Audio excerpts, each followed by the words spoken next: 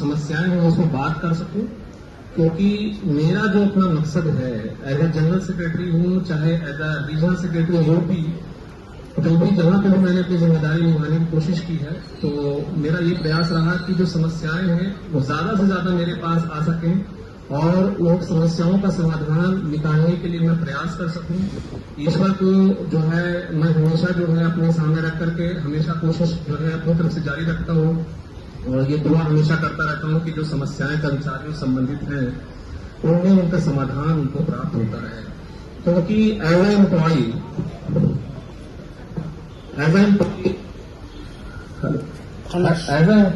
मैं भी उन समस्याओं से जूझा हूं जो समस्याएं आज आपके सामने किसी न किसी रूप में आती हैं।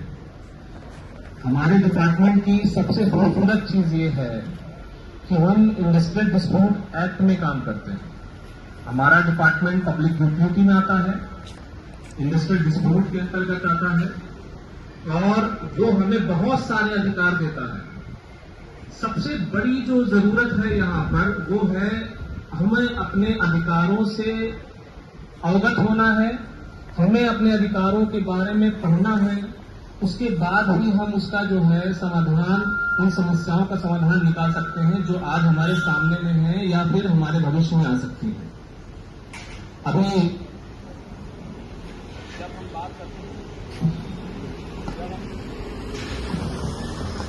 हम बात करते हैं हमारे बाबा साहब की, तो उन्होंने हमें एक नारा दिया था, शिक्षित बनो, संगठित रहो और संघर्ष करो। उनके नारे का जो एक सीक्वेंस है, मैं बड़ी उसकी गंभीरता को समझता हूं और आज क्योंकि वो पूरा का पूरा एक जो नारा है 3 शब्दों से घिरा हुआ, वो अपने आप में पूरा इंस्टीट्यूट है। अगर आप उसको देखने की कोशिश करेंगे, संघर्ष को बिल्कुल आखिर में रखा गया है। सबसे पहले आपको शिक्षित होने की बात कही गई है। शिक्षित, मेरी नजर में शिक्षित होना सिर्फ हमारी डिग्री लेना नहीं है। शिक्षित होने का मतलब है कि हम अपने अधिकारों के प्रति कितना जागरूक हैं, ये है शिक्षित होना। और मैं इस मामले में हमारे जो श्रमिक वर्ग के लोग हैं, जो लेबर, हमारे डिपार्टमेंटल लेबर रही है पीछे, मैं उनको ज्यादा शिक्षित मानता हूं क्योंकि वो अपने अधिकारों से ज्यादा अवगत रही हैं हमारे। और उसके बाद वो संगठित होने की बात करते हैं, तब वो संघर्ष की बात करते हैं। और उन्हीं की इस बात को अपनाते हुए मेरा जो यूनियन को चलाने का अपना तरीका रहा है, मेरा अपना व्यक्तिगत है वो, कि मैं कोशिश यही करता हूं कि सहयोग के रास्ते समाधान प्राप्त होता रहे। संघर्ष और सहयोग ये 2 चीजें हैं जो मैनेजमेंट और यूनियन, यानी मैनेजमेंट और एम्प्लॉयज के बीच में ये संबंध बनते हैं। वो या तो सहयोग के रास्ते बनेगा या संघर्ष के रास्ते बनेगा। अब तय हमें करना है कि वो हम कौन सा जो है संबंध अपने मैनेजमेंट के साथ बनाते हैं। अभी लगभग 1 साल कंप्लीट कर चुका हूं मैं जनरल सेक्रेटरी के पोस्ट के साथ, और रीजनल सेक्रेटरी यूपी के तरह से जो है जो मैंने काम किए थे, वो जो मेरे पास छोटा एक्सपीरियंस था, बहुत बड़ी जगह है ये, बहुत बड़ा एक जो है जिम्मेदारी है मेरे सामने इस बात को लेकर के कि मैं इतने बड़े पैमाने पर पूरे इंडिया के कर्मचारियों को आज मुझे मौका मिला है उनको जो है रिप्रेजेंट करने का। ये मेरे लिए एक बहुत सौभाग्य का विषय जरूर है, लेकिन एक डर भी पैदा करता है कि अगर मेरे इस प्रयास में जरा सी चूक हो जाती है तो उसका जो नतीजा होगा, उसका जो खामियाजा होगा, उसको भुगतना पड़ेगा।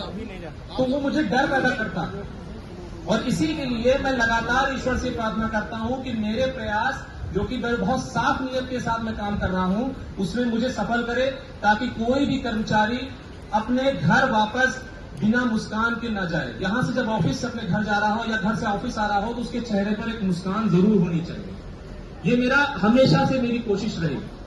मेरे सामने जनरल सेक्रेटरी की पोस्ट के साथ कुछ समस्याएं मेरे सामने आके खड़ी हुई और आप सबके सहयोग के साथ उसको हम लोगों ने बखूबी उसको निपटाने की कोशिश की। मैनेजमेंट के साथ मिलकर कुछ समस्याएं निपटी, कुछ बाहर कोर्ट्स के माध्यम से समस्याओं को निपटाने की हमने कोशिश की।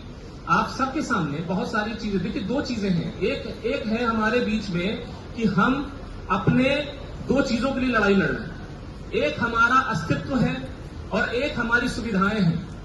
सुविधाओं में आपका लीज हो गया, आपके होटल हो गए, आपके और सारी जो फैसिलिटीज हैं उनकी बात हो गई। उनकी बात हम पैरेलल में करेंगे और जरूर करेंगे, वो हमारा अधिकार है।